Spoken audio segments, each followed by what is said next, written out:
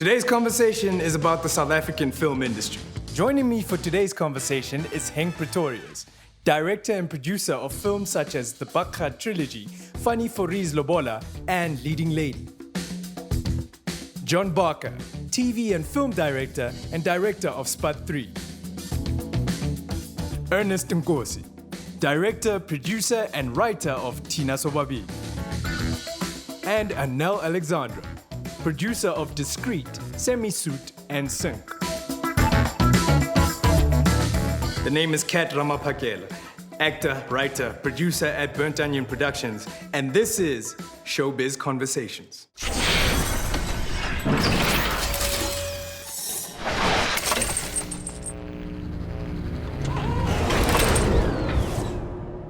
All right, guys, thank you very much for sitting down with me today. I think I just want to hop in with each one of you in the beginning.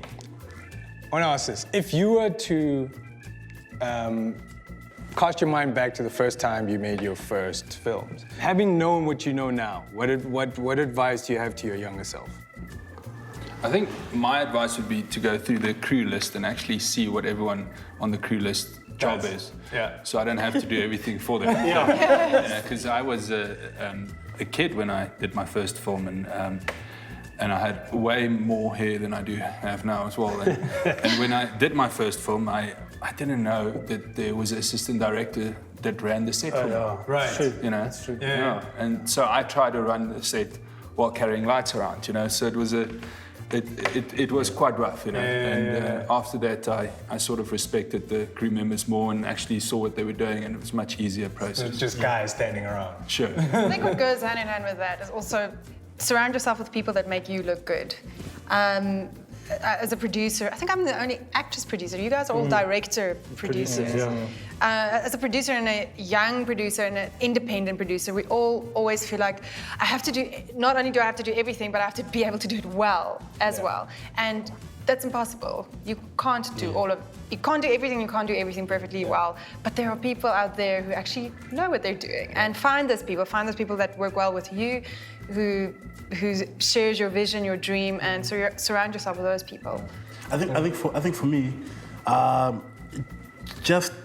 I'd say don't take the no's personally, because when you were making the film, you think that would be the hardest thing you'd have to do, you know. But it's taking the no's from places where you thought this is a shoe-in, you know, Is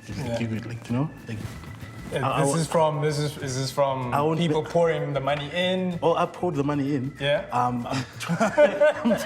I'm talking like for example, Stoy Keniko said no, you know, which was like, well, like, don't you guys do movies? Like, yeah. You know, is this after you'd done the film? Is it in script phase, in development? From the get-go, NFVF said no, DTI said no, Stoy Keniko said no, like everybody said no, you know, like even really close friends and family said no. And I think I wasted way too much time being personal about the no's than had I known that I was gonna do it without them anyway, I would have done it from the beginning. I would have wasted my time asking their opinion or getting their validation. Also, everything takes much longer than you think. I remember when I was young, I was like, by the time I'm 30, I would have made 17 films, 24 TV series, and starred in 18 Broadway productions. It takes a lot of patience, which is why you need, if you want to make that film, start tomorrow, because it will only happen in 3 or 4 years' time. Right.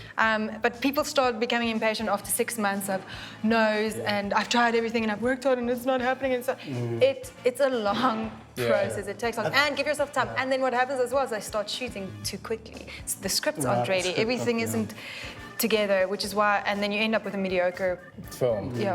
Why, in our context, and certain films make it, and we've now seen that the Afrikaans films really do better than most others. I don't know if I agree with that statement, just because I don't think Afrikaans films is a genre. And that's some stigma I've been trying to fight, where some of my films are bilingual and they still work. And Spud definitely worked, and that's an English film. You know, so I don't think we should just put that niche onto our film industry as a whole. Did those other films that you've made, did they succeed as well at the box office. Funny Free made more than Bakhat at the box office. Yes, okay. and then Leading Lady topped that. Yeah. So I'm keep progressing towards a financial, more stable model for my business as well as my filmmaking. But I think a more inclusive model is where South African filmmaking should go. And that's what we've been trying to do now. You have to also define success for yourself. Sorry. Yeah, I suppose that's another thing. What does success mean? Like Semi-Suit, my second film, I think is to date still the second highest grossing Afrikaans film ever made. If you look in dollar terms, in grand terms, it's a different story. It was perceived as a very successful film, whereas now the film I made now, which is called Sync, which is releasing in March, is a much more focused towards the foreign film market, towards the Cinema Nouveau market, and success for us with that would mean getting into international film festivals, which we started doing now. Was Semi-Suit success for you to make money at the box office? That was because it was a commercial product. Yeah. It was a commercial product. We aimed for it to be a commercial product. I had no illusions about what that was. Same now with Sync. I have no illusion with what this film is. I know it is not going to be a commercial success, whatever we deem that being. But it is definitely will be a critical success, and it will be well received overseas as a foreign film, that was our aim with the film from the get-go. From the very start. I think Henk said it to me. We had a meeting once, and you said to me, you need to know what this film is. And I know what this film is, which means it makes me free to have it will be a success because it will tick the boxes which we wanted it to tick, which isn't necessarily, look, it will be always nice to make money as well. But for this specific film, for Sync, that was never our aim. It still can be. Sorry. No, I just think that it's different communities and different filmmakers making films for those communities. And I think that what the Afrikaans and the white filmmakers have of subjects about white people is that there are cinemas and there are white people that go to those cinemas. I think that for Ernest, like his film is amazing and went to the Oscars, selected South Africa's film to go to the Oscars. But I think that there's not enough cinemas in townships. There's not enough. Is that the problem? I mean, we were having this discussion. It's a huge problem. It's a massive problem because there's. People don't necessarily in the townships go to white cinemas or to those places. And there's like people can say, oh, the Zone, there's a lot of black people walking around. But it's a culture of, in order for a film to work, you need a lot of people to go and see that film. Yeah. But I think that's a big problem. We released the second half of the year, so around June March. We managed to come 8th in box office. After what we came out, same Entourage, Terminator, and some other some other American cut. Yeah. But we still managed to come. This is not going international. Huh? If they watch it, it's fine. But managed to come 8th. And how we knew that was going to be a problem. We had zero marketing budget. Our distributor was very, deep pockets, short arms. Yeah. But we managed to combat that by having a lot of pre-screenings. Like in 2 weeks, we'd show the film to 10,000 people at Nasrec. Yeah. So we used that word of mouth to and we had 14 screens. Do you know where, in which areas or where they did well? I think it's funny enough, Sandton did really well. Rosebank did really well. Carlton Centre was really well, and was Rosebank and Sandton more than Carlton? Oh yeah, hell yeah. See, that's what I find strange, right? I mean, we were having this discussion. But I'll tell you why though. I'll tell you why though. We had people at all these sites every single day for all the shows.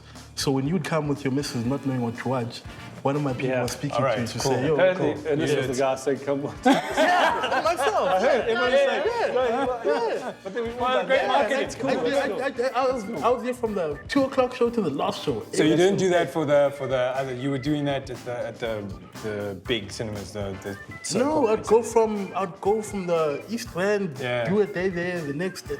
Like we went. Well, you got a plan. So you did 200 Q&As. Now the interesting part was trying to tell them you're not the director. Telling them you're the director. But can you imagine how well your film would have done if there were as many cinemas in the townships as there are outside of the townships? That is definitely a problem. Yeah, it's a big for certain genre films. But if you look at what's doing well at our South African box office, the Tyler Perry movies hit between 12 and 17 million rand box office income every single time they're Because out people there. know And I about can promise Yeah, you. because we fed about international stars, because people would rather, we all know But about. there's a black market that watches that, so Yeah, why because haven't they we fed- managed to tap into that? Because I It's think not they that at fed. all. Because I also think that they fed this thing about international actors. Like we all deal with it, right? Yeah. Is you go to the cinema, there's 8 films there, and there's one South African film there. And you know, most people, even my family, are going, let's go watch, you know, the Christian Bale, you know what I mean? That kind of thing. So, But that's the thing that the Afrikaans market has gotten right on tagging onto your former question. It's Afrikaans content you can only source from South Africa. English content you can source from the entire world. So the second you're going and you make an English film, you're competing with the entire world. Whereas the Afrikaans market, it is a small market, but it's a very loyal market. very low. Not thematically, though, because you can still make a film. You can make a flop, yeah. A film, but you can also still make a film in English with a South African theme in it, and then you're still not competing with the international market. I don't think Ernst. I saw your film. I thought it was exceptional. I don't think it's a blockbuster. Yeah. You know, and I don't think that's the reason why you made it. No. I think if we have a Tyler Perry in South Africa, I think they will work. But I think our distribution strategy can also change. We don't have to see cinema as the be-all and end-all. Yeah. Why don't we look at the Nollywood market or the Nigerian market and start selling DVDs on street corners? You know, because They are on street corners. We just didn't authorize them. Yeah, exactly. They're always there. That's true. Within 2 weeks of release, they're on the street corners. But mind you now, Sometimes before. when we got pirated, we were ecstatic. You know, funny People enough. are watching it. Yeah, we were happy. People are going to get access You know what I to mean? the Like, film. No, it's Like, respect. yo, It's like pirate that someone shit. actually pirated our film. They wanted to pirate it. Yeah. That's good. So maybe that's the new strategy. It's just to pirate your own films and have them out in the street. I mean, Hollywood has got it right, and even Hollywood to a degree, because it's a monster. That they make big commercial films. Americans have a culture of films. They love films. And I don't know if in South Africa, maybe that's part of the reason, I don't know if we have a culture of films. And that could go back to apartheid, where filmmaker was seen as propaganda. And they kind of shut that down from white Afrikaans filmmakers to black filmmakers. So maybe it's that reason. But I think that in Hollywood, if you're shooting those films on average of 8 weeks, you have time to craft it. We shoot films and we're shooting, on average, 6 pages a day, 8 pages a day. I mean, it's not enough. A bit more than that. Shooting Yeah, like sometimes a TV 10. series. A TV series is like 15. Yeah. But so I think that the reason some of their films look the way they do is because they have time to craft it. And I think that making films like on the 7 days thing is cool, but then we should also have the big commercial monster that's making big films, the Tyler Perry versions, all of those films that are big commercial successes and lots of people are watching them. Then the 7-day film makes sense, but we sitting at the 7-day films. That's where we make films, is that kind of thing. It's rushed and it's shooting so many pages a day that there's no time to craft. And the problem So is then your what- audience member goes to the movies And they used to he see- looks at Lord of the Rings poster Exactly. and James Bond and your poster and he expects, he doesn't go there and standing, oh shit, Exactly. they only had The 7 audience days don't- to yeah, film that's it. that. That's it. And they had 3 years to Yeah. film that. They don't distinguish So then Exactly. what's the fix? I mean, because I don't think the budgets are going to change that much. I don't think. Well, the only change if we get bums on seats. If we have a culture here of filmmaking, that'll change it. There's got to be demand. If there's demand, people will give you bigger budgets. I think that they will eventually. I think there's plenty. I mean, if you look at our dramas, I know it's completely different. Like, if you look at our dramas outperform any American stuff that comes on air. Like, people still want to watch our stuff. Like, back to Hank's point, it's where people access it. I mean, if I have to take my girlfriend out, it's going to cost me maybe about $40 to get to town. By the time I get to town, then I can only watch that show because I have to rush back to get the 6 o'clock taxi. And you know what I mean? And then it's $200 and I'm at IMAX and I haven't even got popcorn yet. Like, no one's got that type of money. That's the thing about the cinemas and the townships too. So you think the pricing also needs to change? The pricing's got to change, you know what I mean? I'm not saying charge lesser for a South African film, but I think the American films need to subsidize the local content. Yeah. I agree. They definitely have to change. Sorry, I also agree. They have to change the ticket prices for South African films. Not meaning that they're less, but I think that you have to incentivize people to go and spend that money to go all the way into town to watch a film. You're right. I think for the longest time we've been fighting to just make a film. When I made Discreet, my first film, we were one of 3 2 or 3 South African films that entire year that came out. So we were fighting to just get a film made. Now we're making films. I totally believe, though, that now we need to start making better films. We have to up that game now, which is what we've tried to do with Sync now. No, you're right. I think everyone's getting better and better. The technicians are, and storytelling is getting better. I think we just really need very good writers. That's our biggest problem. How different, I mean, you've done Spud. How different is shooting that to when you started off with Bunny Chow?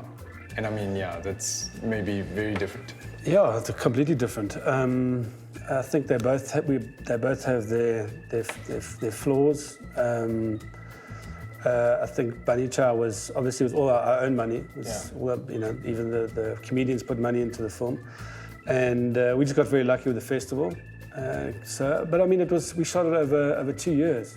It was very difficult, but a good way to learn. And then on the other side of that, I was lucky enough to do a commercial film like Spud, where everything was done for you. But they all have their challenges, you know. Like I sometimes think that sometimes if you're shooting 2 pages, it's as stressful as shooting 20 pages. Because that crafting of that, and I found that with Spud, is that you've got so much time that you're spoiled for choice. You can't just go, okay, cool, we set up the wide, we've got some coverage, we can move on. You've got to take every single angle possible. You've got to look at things. You've got to... Because you have the time now. You have the time now. Now you have to direct actors. Now you have to get performance. You have to get layers out of it. But sometimes if you're doing a guerrilla film, it's shoot it and let's move on. And that's quite cool too. So... it's risky, but... It's risky, but like, I think we've all made those kind of films, right? But I think it also depends on the genre, because for me as an actress, when I put my actress cap on, that's unbelievably frustrating. It's totally cool when we do that and we're shooting semi-suits or we're shooting Bunny Chow or stuff like that, or Spud or that. It's light, it's not that hectic. But now, like when we were shooting Sync, which is very heavy subject matter, and I still have to shoot at that pace, at that, and cry on cue. Now, sorry, we have to move on. The rain's coming in, and it was like. Okay. Look, it is nice as a director. It's nice to have a shot on 2 reds. Look at you, man. Do you know what I mean? but Bunny Chow was like shot on whatever we could shoot it on. The phone was luxury. It was like, hey, it's got a phone. Jeez.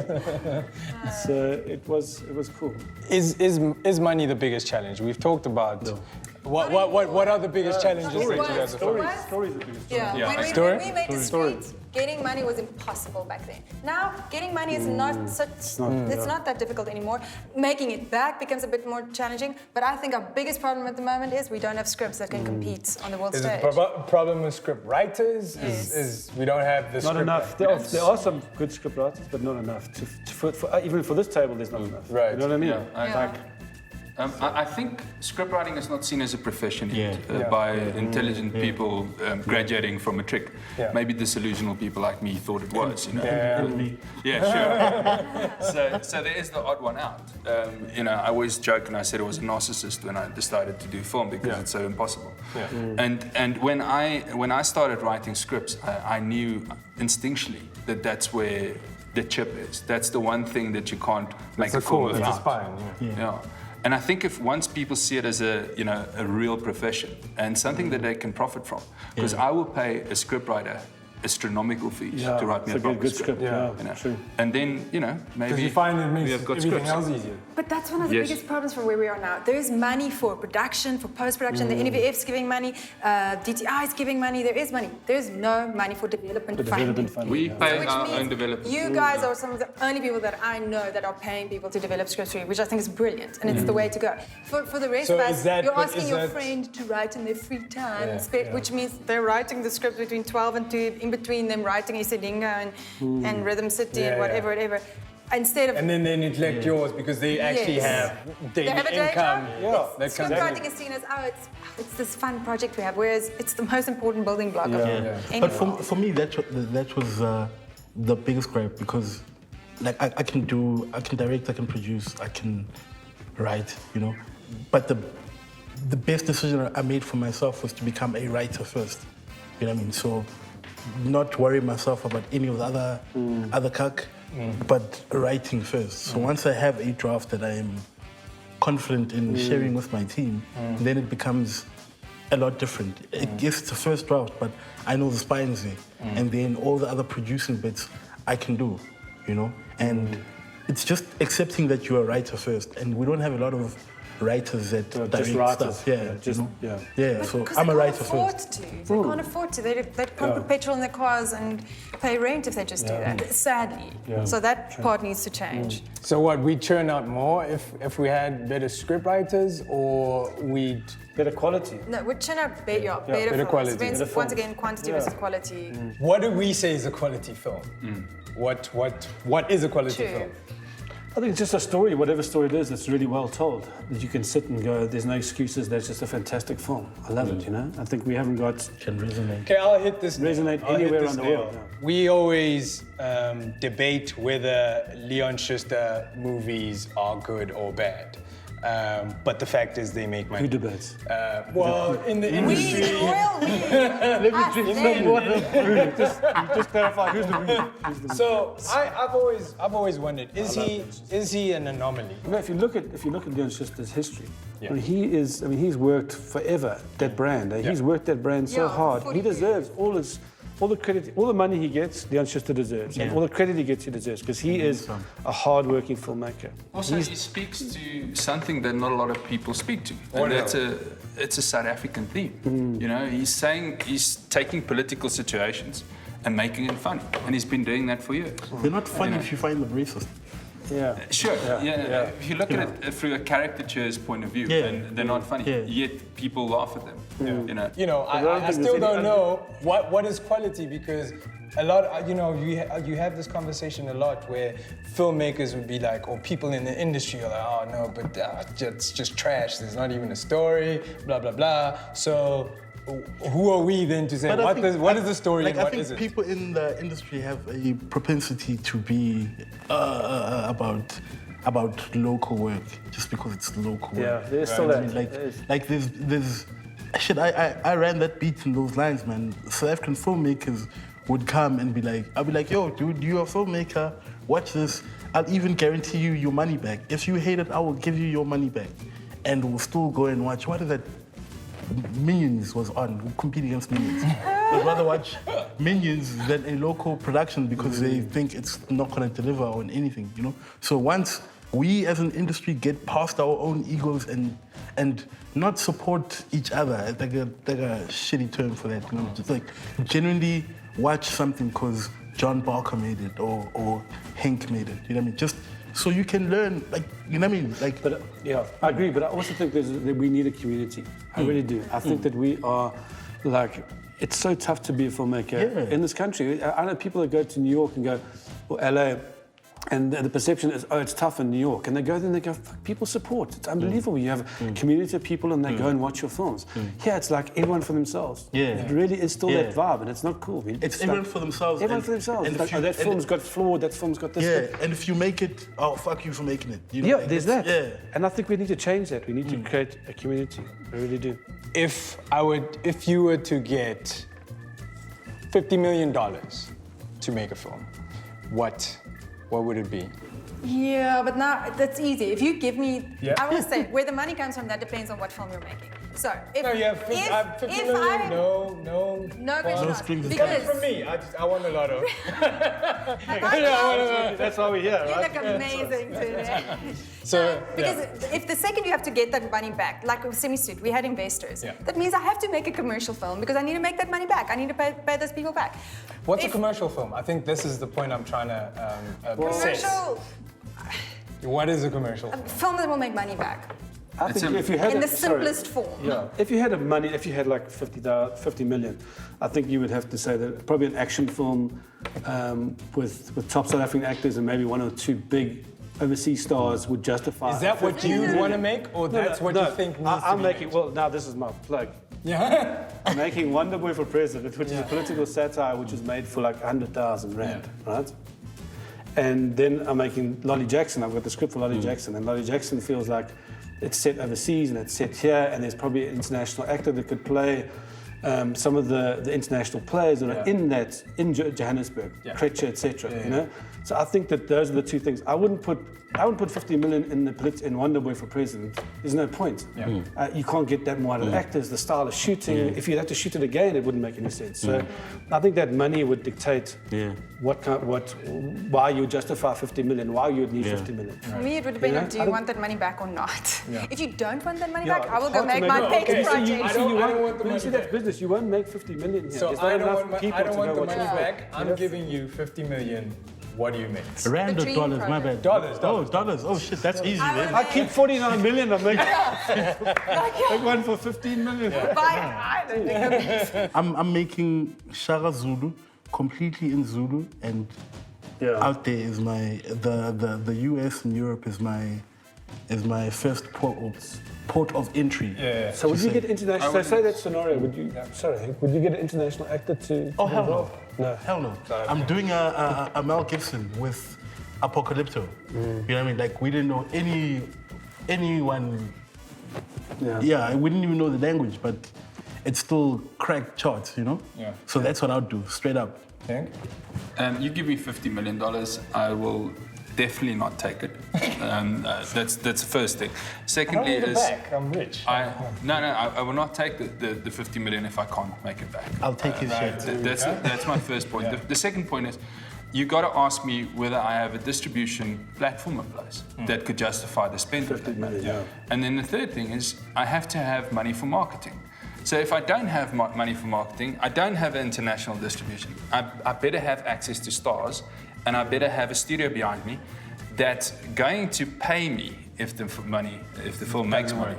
So now, if it doesn't work, they're going to pay me the actual money. You know. So okay, that's a different ideal situation. You have all of that stuff under wraps. Somebody's taking care of all that. Saying you don't have to worry. What's the dream for? What is your dream? What is your dream? My dream is to be a commercial filmmaker. So if you give me money, I'll make it back. That's my dream. I'm living my dream. So what genre would you make it in? Sci-fi at the moment. I might make a war epic. I think there's a lot of room for it. I think Gladiator has been, it's been 8 years now. So I think there's room for a war epic. 50 million is too little to make a superhero film. It won't be a flagpole, so my sci-fi will be probably a flagpole. So yeah, sci-fi.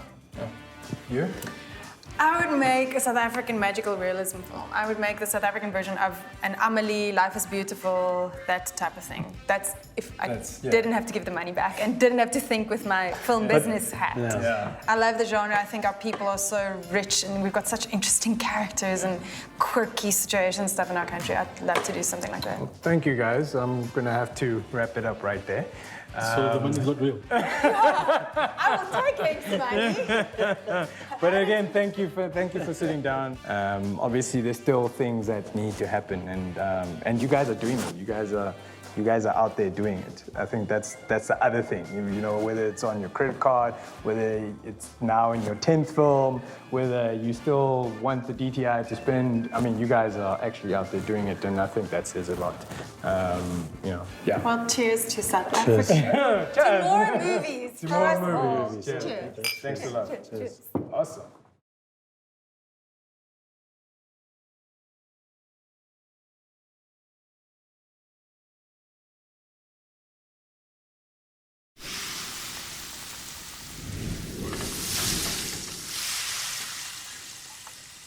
Mommy, what are you cooking?